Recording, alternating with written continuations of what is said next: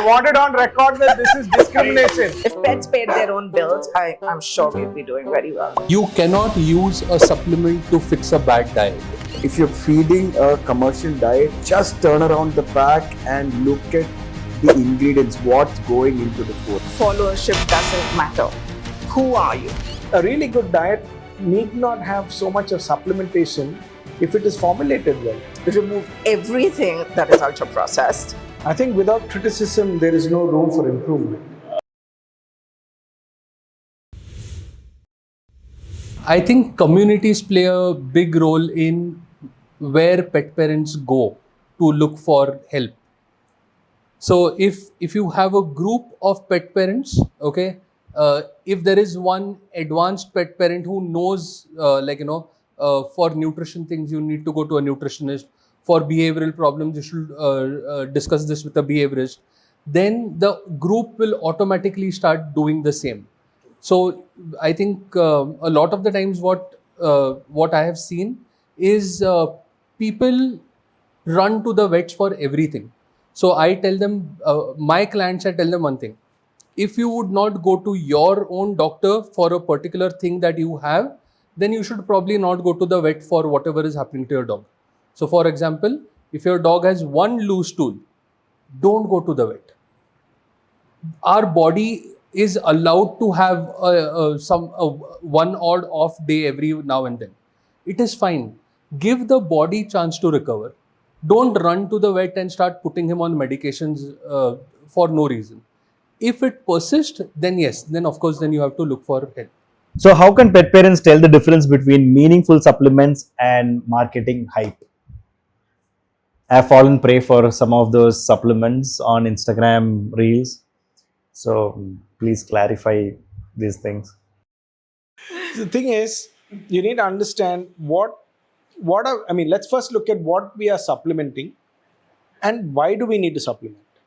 And then once you understand what you are supplementing, then look at how is that produced or is it being delivered in this capsule/tablet that you take.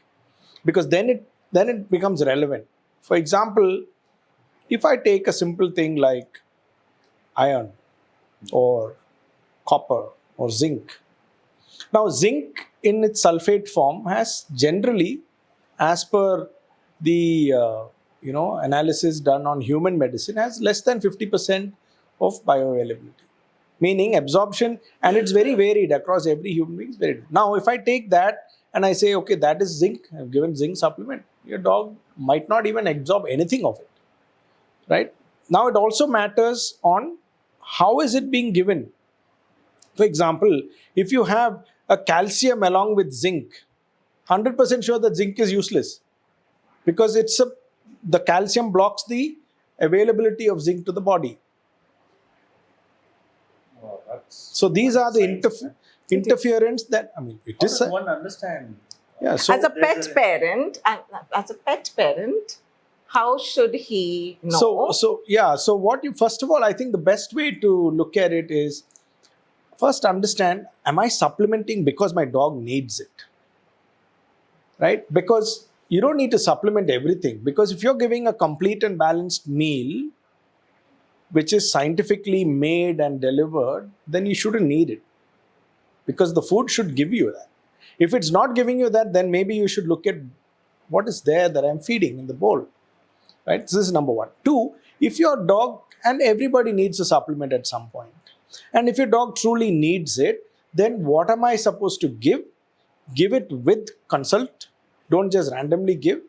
And then give it the right kind of supplement. For example, if I'm looking at, I need antioxidants and I just give vitamin E, sorry, that may not help you at all. Because there's so many antioxidants that are there. You just know vitamin E. So you think vitamin E is doing the job for you. No, simple question. What should a pet parent do when they come across an ad or a reel that is promoting a supplement and now suddenly it feels like, yes, my dog needs this? What's the next step? Buy it or consult? I think you should just consult or think about it first. Think about it. I would go first step, think about it. If it's good for you. Not all ads make you think. True, but not all ads make you buy everything that you see on the internet. That's the behavior to it today. So because you're an involved pet parent, now you feel your dog needs it, right? And at this point, my feeling is, and there are some friends of mine, I don't consult, but there are some friends of mine who say, oh, you know what, I'm giving this. And I'm like, why do you give this? Do you need it? So they'll end up giving it, and then it causes a complication. See, you're talking like a very well informed pet parent. Now, talk like those 80% that you mentioned who's new to the pet parenting. Now, most of them are very active on the social media. They come across ads. What's the next thing they're supposed to do? If you really need to buy and give, and if you don't, and if you really feel compelled to buy and give, consult with somebody as a nutritionist or as a veterinarian and see, does my dog need it? That should be your first step, because it's a supplement. Obviously. I have a very different take. And my take comes from the fact that our produce is not the same as it was 100 years ago. It just doesn't have minerals and nutrient density like it did 100 years ago. And so while we have not evolved to need less, our produce has less in it. Now, while calories are still calories and the RDA values tend to cause an additional problem. So here is what AFCO values, which is a pet food standardization, gold standard, is set at. To ensure if you feed your dog this, your dog will not die in 6 months. That's the gold standard. Most pet parents, forget very involved, most pet parents don't want their dogs to die in 6 months or longer. Most of them actually want their dogs to be healthy. Another subset wants their dog, understands the difference between survival, healthy, and thriving. Right? These are the people that really need to understand that, hey, the values that are prescribed for the bare minimum do exactly that, the bare minimum. So what I'm trying to say is that A, supplementation is individualistic. B, we have to understand that our food sources don't necessarily have what the internet tells you it has, because we're not checking every single bowl full. We're not checking our every single bunch of palak that we buy, right? Two, do I think excessive supplementation is required? Do we need to supplement every mineral and vitamin there is? No, of course not. You cannot overdo a good thing. So what are the criteria that pet parents should look at? A is your source. Are you doing synthetic? Are you doing naturals? Are you feeding fresh or are you feeding synthetic food to start with? If you're feeding synthetic food, you definitely want natural supplementation. And I would say start with carrot spinach as your natural supplementation. But if you're already feeding fresh and you want to do a little bit more, I would say, hey, moringa powder might be a great idea. Spirulina pinches might be a great idea. Getting your antioxidants and anti-inflammatories from your spices might be a great idea. Get some herbs in there, right? This is also supplementation. This is also micronutrients. So when we say supplementation, most people are thinking pills and tablets. I'm thinking ingredients and I'm saying, hey, it's essential. If you're not going to do it, you are going to have deficiencies. And deficiencies to show you symptoms takes ages and ages. Don't wait for symptoms. So I would like to add something to this. I think it all boils down to, again, what you are feeding your dogs. You cannot use a supplement to fix a bad diet. You can only use the supplement to enhance a good diet. So first, fix your diet. What goes in the bowl matters. So fix the bowl. It will reduce your dependency on supplements. Then once you reduce your dependency on supplements, look for natural supplements like how she said. I would like to call them nutrient boosters as opposed to supplements because they're not pills. So most of the people will not even look at these things, all these things as supplements. They would look at this as, oh, carrots, spinach, it is food. But they act as supplements because of the nutrients that they offer. Thirdly, what I usually recommend my clients, because of if they have a certain breed. So for example, if they have Danes, Rottweilers, Golden Retrievers, Labradors or German Shepherds. These breeds are prone to certain health issues when they grow up, mostly joint issues. So I asked them to start supplementing for glucosamine and chondroitin, which is chicken feet. So I do not tell them to give glucosamine tablets. You give the natural form of those supplements, which is chicken feet, then yeah, bone broths, what is green lip mussel powder, all these things. Green. So they are shellfish. So all these things can add a lot of value to your dog, and this is what I told you the story of my dog who came to me with a hip problem when he was 6 months old. Till today, we have not started him on any medication. He is still on supplements, and that is all that is required. But you will see a lot of people running to the vets, giving them tablets in for the glucosamine and all. Rather than that, you give 3 or 4 chicken feet. It will provide your dog way more glucosamine and more bioavailable glucosamine than what those tablets are going to provide you at 1/10 the cost. So people need to explore. With so many opinions online, how can pet parents identify advice they can actually trust? I have a really simple system for this. I call it ABC, so people can remember it. Author, look at who's written it, or look at who is talking about it. Most of them Right? have a good amount of followers, right? It's not about followers. Who are you? Followership doesn't matter. Who are you? Right? B stands for, is there any backing to what you're saying? Are you giving us backup information on what you're saying? Are you referring to something? Are you referring to someone who is more qualified than you? Are you referring to a study? Are you giving us a link to that study? Right? And C is credibility. Are you credible enough to say what you're saying? Should I be listening to you? Right? Convince me you are worth listening to, prove it, and then maybe I will listen to you. If you follow this, you will start clearing up the rubbish. Super. It's ABC. Can we write an article around Sure. ABC? Yes, I actually have a 2,000-word article written on how to find credible information. Your thoughts? I think first port of call is it an opinion or is it backed by some science? Yeah. I think this is important. People can have opinions. Yeah. And they may be true, but is it backed by credible science? And the moment it's backed by credible science, then it is for sure something I would consider. Second, is the person who's saying someone who knows something about the space? Because very often you find somebody who is maybe a food critic, just as an example, saying something about pet food. I wouldn't even look at it twice because he's a food critic. Yeah.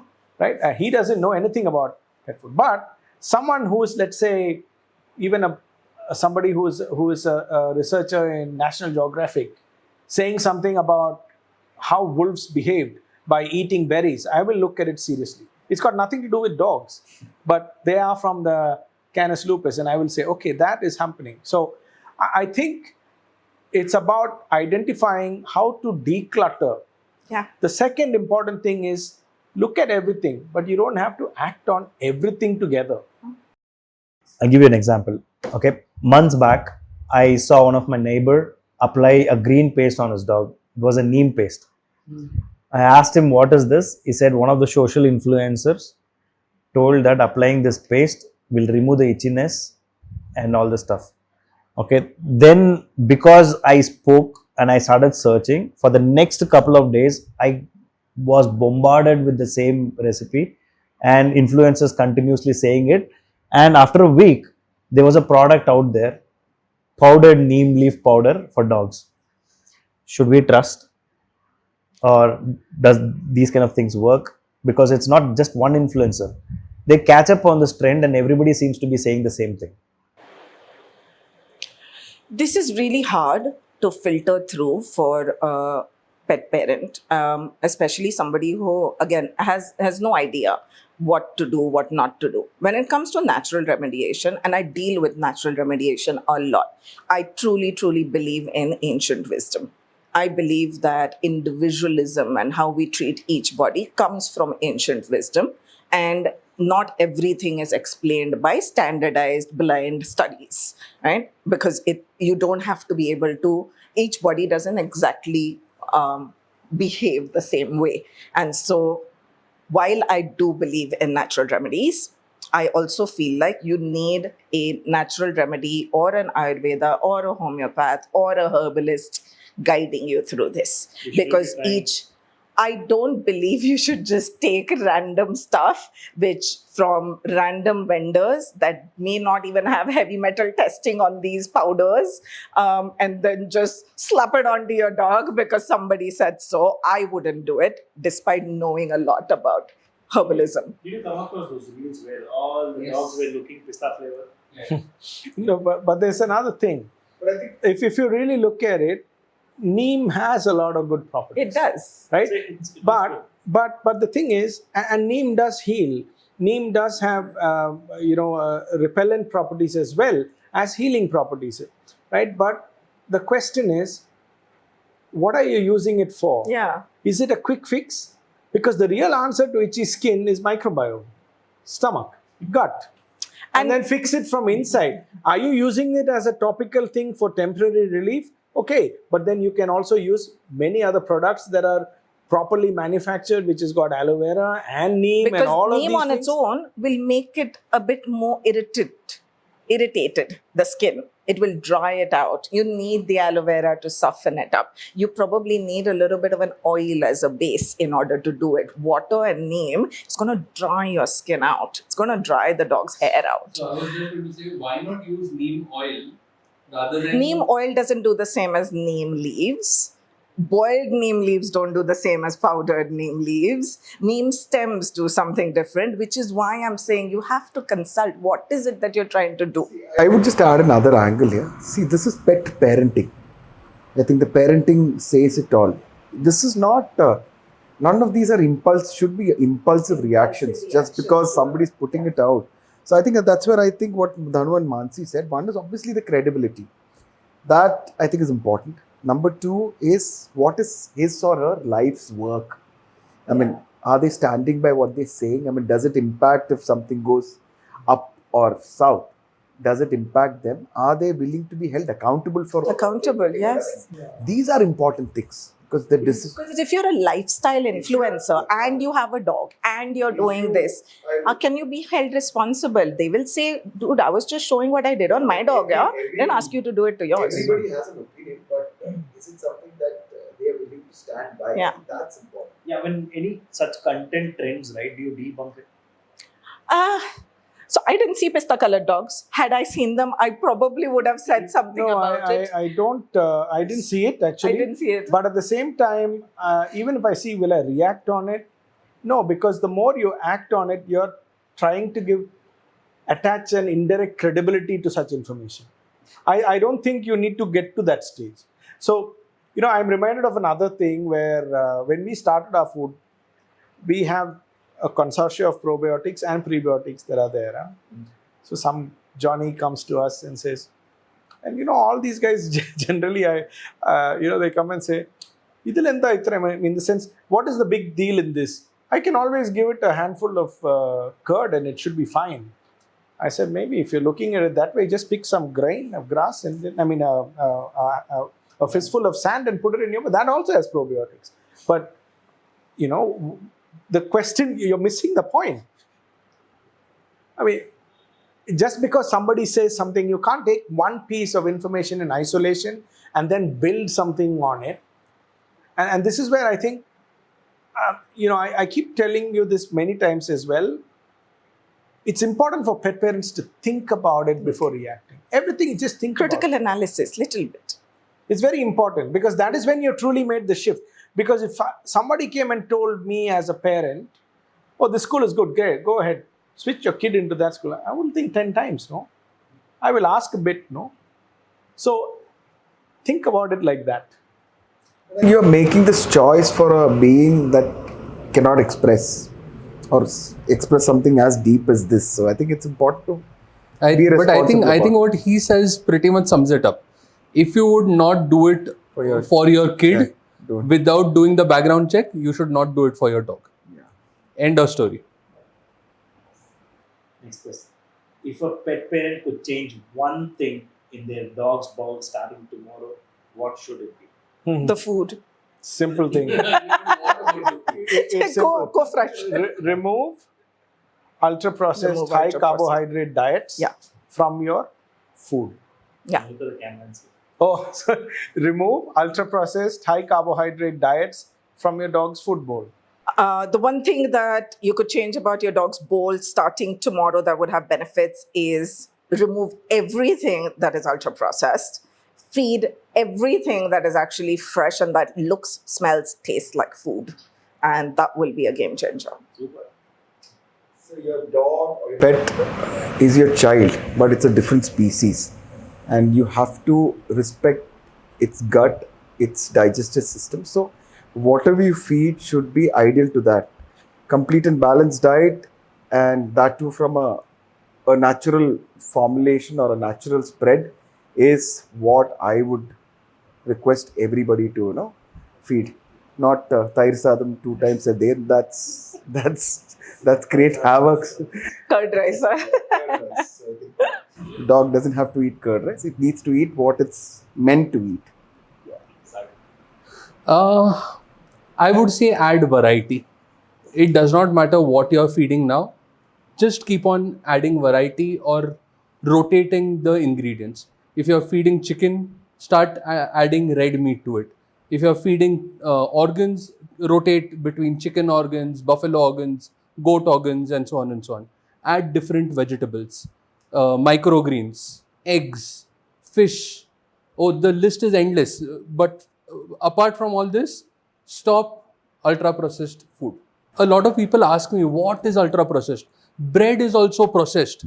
So I'm like, if I give you the ingredients and if you're able to not make or if you're not able to make that product at home, then it is ultra processed. Sagar, bread is ultra-processed. Bread is ultra And processed. there's a reason why I use ultra-processed, high-carbohydrate diets, because it's not just kibble. Yeah. Your extruded meats, which are going into gravies, are also ultra-processed. That is why I say ultra high-carbohydrate processed. diets. Ultra processed, Meaning they high are- carbohydrate, if you wet look at or a dry sausage, doesn't matter. Let's look at a human sausage. Yeah. I mean, in the sense. Let's not. No. Let's look at Let's a not. sausage meant for human consumption. How much meat is there in it? It's one of the worst things we can eat. It's Cold today, cuts is today worse. it's one of the worst things that we can eat. However, 70, 80 years ago, it was one of the best things you could eat Yeah. because it was made with real Differently. meat. Yeah.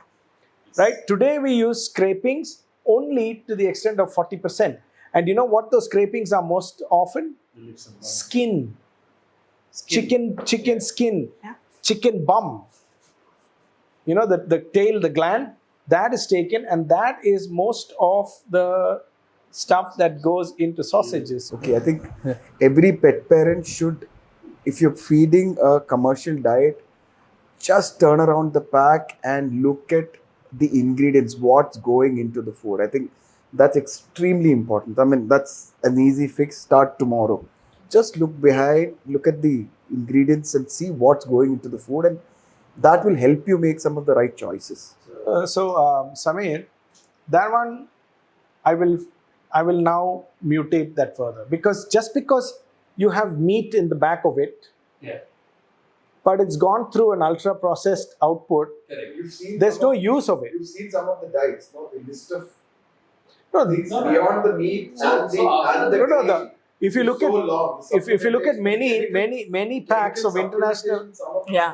no. So the first thing is, if you turn at the back, most of the really popular brands don't really list meat as the first ingredient at all.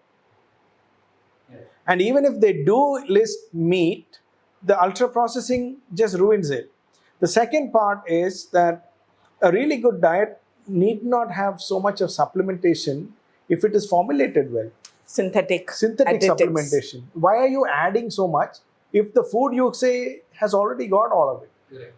Allergens, coloring.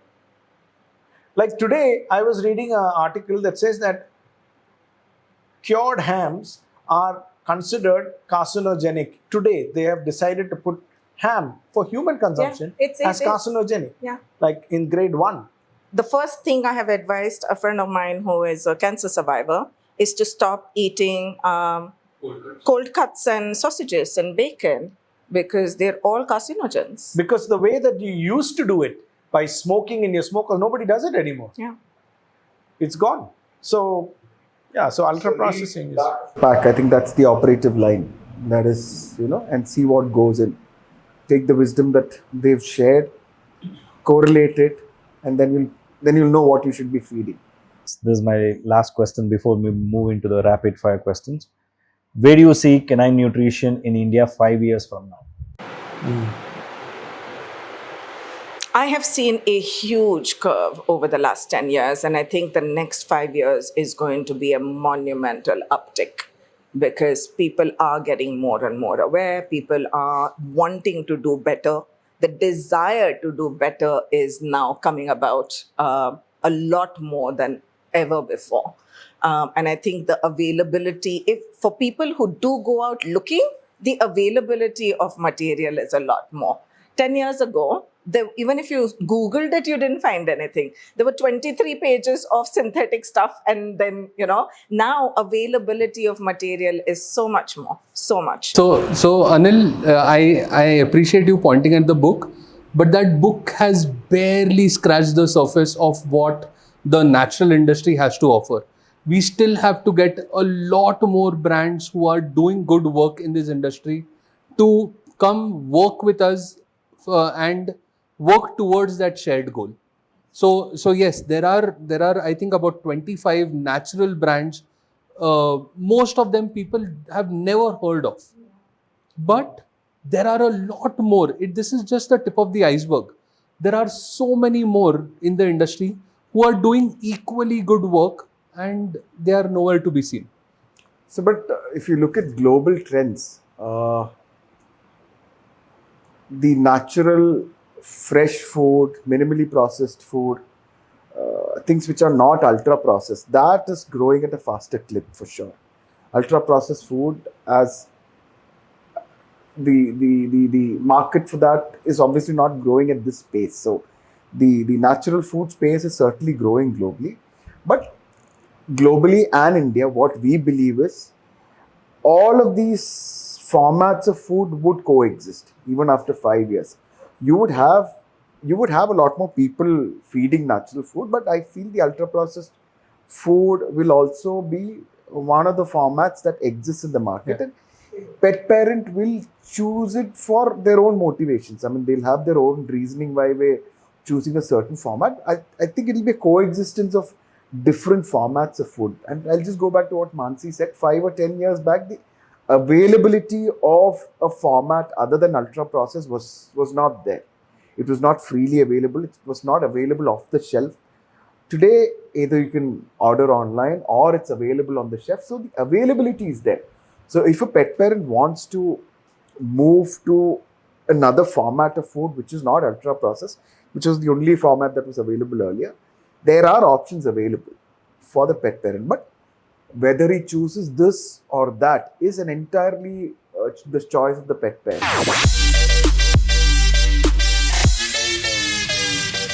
Social media didn't exist, how different would pet nutrition trends be?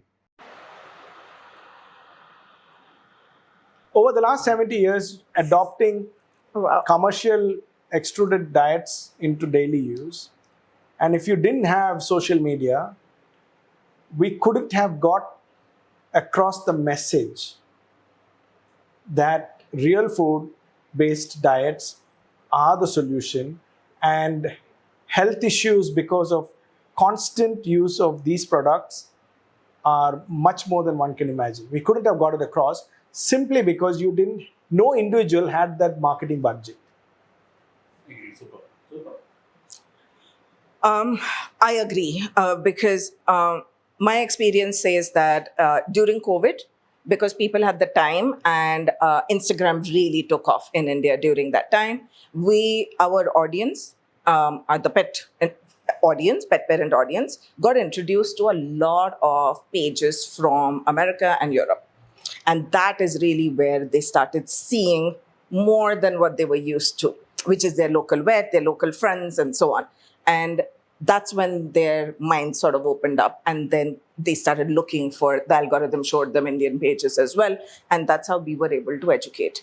Without it, I don't think we would have the influence we have now. I think it's done good because I think it's built the awareness. But please refer back to the earlier question. Cut the clutter. Don't act on everything that you hear. Just spend some time, ABC, research, understand, then act. So if social media didn't exist, I don't know if I would be down this path, because I am down this path because of some videos that I had seen on social media. And he got angry. No. I'm talking about Dr. Karen. Oh, okay. Yeah. Sorry. So yeah, this is the start of my journey. Yeah. So I would not have been down this path. So yes, see, social media is just a media, right? It will offer the good and the bad. We have to decide what we need to pick and what is in the favor of our dogs. Next question. Will today's popular feeding practices be criticized 10 years from now? I sure hope so. Assuming you mean ultra processed and high carbohydrate being popular, if that is popular, then yes, I sure hope so. I think without criticism, there is no room for improvement. Wow.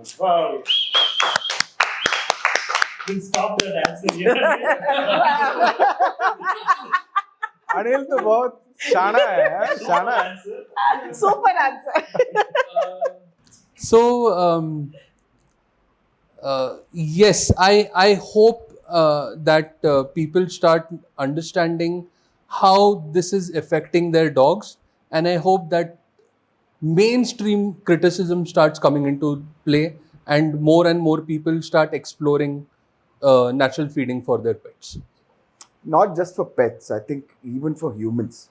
I think people are questioning the choices that they've made many years back. I mean, recently there's a guideline that's Changed. issued by the Yeah. US Food Administration where they've kind of inverted the pyramid. Yeah, So, which I think is just completely going against what was said for so many years. So, I think correct. it is getting questioned, and I really think, as we said, it's no more a world of shortages. I think if the objective is to thrive, we will only move forward and do better. Super. If you had no food to eat, would you eat the food you're making for dogs? Yeah. Me and my dogs eat pretty much the same thing. I just add salt. Absolutely. What is the question? I didn't When hear. you eat what your dogs eat. If you had no food to eat, would you eat the food you're making for your dog? Yeah, of course, we do it all the time. So I cannot eat the food that we make for our dogs for two reasons. One, it is raw, and second, it has crushed bones in it. But my chicken comes from the same place where I buy chicken for my dog, for our dog. So he cooks his own food and he Yeah. gives it raw. So the ingredients come from the same place. So yes. I want one line answer. What's the This is no. This is discrimination. I want it on record that this is discrimination. Actually, ask anyone. Your one line answers are so powerful. Yeah. Ask. Wherever it is one line, I give it in one line. I don't use unnecessary. I'm not using words to fill time. Okay, let's see for this question. What's the fastest way? You hear this out. What's the fastest way to start a fight between two pet parents? Hold on. I know where this is going to begin. 70 years ago. No. Seriously. What's the fastest way to start a fight? Between Fastest two way pet to parents. start a fight between two pet parents. Can I get some more details on it? Nothing. Two pet parents are sitting there. What's the fastest way to get? In today's time, I think it's getting their dogs to meet each other. They will fight immediately. Are you Because talking about the dogs fighting? no, to get the parents fighting. Parents. if in today's world, again, it's all in context, right? In today's world, the two pet parents start fighting if their dogs start having contact with each other. This question came from the comment section. Every pet related content that is posted, in comment, pet parents are fighting. So we want. Yeah. Yes. So, yeah, but there's a difference. There was, in a comment section, people are fighting a principle, a question Views. on a view. But your question was not on that. Your question was if there are two pet parents meeting. So I'm assuming physical. What's the fastest way? I know how I would start a fight with a pet owner. I'll just tell him, oh, garlic is safe for dogs, and there begins the fight. Yeah. Good. Your face actually, but Oh, I have so many more. Yeah. I can tell them. Indies are the best breed. yeah, I think Yeah, that is Yes. That's Start a fight right because away. Indies are not a breed. Yeah. So Indies are not a breed. Can fight like that if it is an intellectual, or it could be like, hey, what's wrong with my golden retriever? also tell pet owners that your dog is not cute; it's fat. Oh yeah, that sounds fun. No, but that's not between two pet parents. That is between one. No, I am talking how I would start a fight with Yeah. good answer. myself. With how I could get into it. Dog is healthy. Yeah, I don't know why in India My we call dog it is healthy. healthy. What is healthy? Being fat. Healthy Indian चाहिए मुझे. I was expecting answers like this. Yeah. Now you have them. I got my dog from a breeder. That's surely something that upsets a lot of yes. Sorry, 1 second. Getting it from a breeder, no. You got it from a breeder who's a miller. That's it. That is the reason. See, it started a fight already. You didn't get it. Yes, he proved his point. I can't restrict it to a one liner. The point is. No, but he already started a fight. Is, as Anil earlier said, there are puppy mills and there are people who do ethical breeding. I mean, you go to choose the right person, promote the person who's got integrity, who's doing it right. Just like the Breeders way- are essential for our preserving- community. Yeah, I mean, they're preserving. That would the- start a fight. Who is healthier today, you or your pet? My dogs are healthier right now. Nice. My dogs are healthier. There's no doubt. We've controlled our dog's diet and their lifestyle in such a way that although we might look like as a failed outcome, I think our dogs always take the cake. They are all I was healthier till my dog came in. After that, my wife just bothers about the dog's health. So she's made sure he's healthier. Will pets eat better than humans in future? Most of my clients, they already do. Yeah, I think so. Pets will eat it. in an idealistic world. Yeah, they will. Of course they will do because हम लोग इतनी मेहनत कर रहे हैं to say what we're saying, so they should eat a lot better. Yeah. What's harder, sourcing ingredients or explaining pricing to the pet parents? Explaining pricing. You can source great ingredients. In India, I think we can source great ingredients. Yeah. I would say both are equally difficult. Sourcing has its own challenges because not everyone follows a cold chain. But yes, explaining pricing will always is always more difficult. Don't explain pricing too much because the product has to speak for itself. I think that's a philosophy that we have. It's product, and that's the test, and you should pass the test. Make sure if it's a staple, if it's an everyday product, it is something that is affordable. Just because you have a great product, don't price it so high that the pet parent, it becomes an out of reach for a pet parent. Make sure you're fair, make sure they are able to afford it every day so that pets can live a great life. I want one line answer. One industry practice you'd ban starting tomorrow. Adding something that doesn't belong in the food. Ultra processed prescription diets when the body is sick. God, that needs to stop. Yes, ultra processed prescription diets. A longer, more detailed ingredient list. And No. stop. Oh, this is stop or stop? Stop. Industry practice, you want to stop Yeah, I think. I think they've said it. I don't have. Hey, there's one more thing.